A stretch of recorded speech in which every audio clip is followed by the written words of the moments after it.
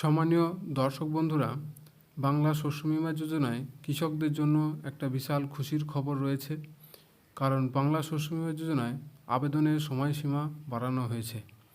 31শে September শেষ দিন ছিল, সেটা 1 মাস বাড়িয়ে 31শে অক্টোবর করা হয়েছে।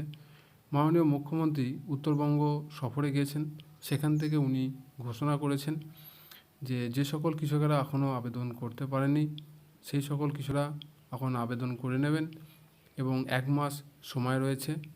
তার সঙ্গে যে ভিডিও যে ক্লিপটা রয়েছে সেটা আমি দেখাচ্ছি। মাননীয় মুখ্যমন্ত্রী যে ঘোষণা করেছেন যে 1 মাস সময়সীমা বাড়ানো হলো বাংলা শস্য বীমা যোজনার আবেদনের, সেটা আমি দেখাচ্ছি। যা যা বন্যাত্রাণে করা দরকার, যা যা ফসল বীমা মানে ফসল নষ্ট হয়েছে বা শস্য নষ্ট হয়েছে, আমাদের শস্য বীমার একটা টাইম করা থাকে প্রতি বছর 31শে সেপ্টেম্বর পর্যন্ত। কিন্তু যেহেতু লাস্ট উইক অফ সেপ্টেম্বর এই বন্যাটা আসছে, তাই ওটা আমরা এক্সটেনশন করে দিয়েছি এবছরের জন্য 31 অক্টোবর পর্যন্ত।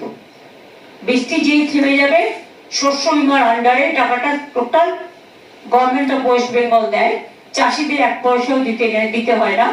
তারা চিন্তা করবেন না, শস্য হোক চাষের জমি হোক, তার শস্য বীমা আপনি পাবেন।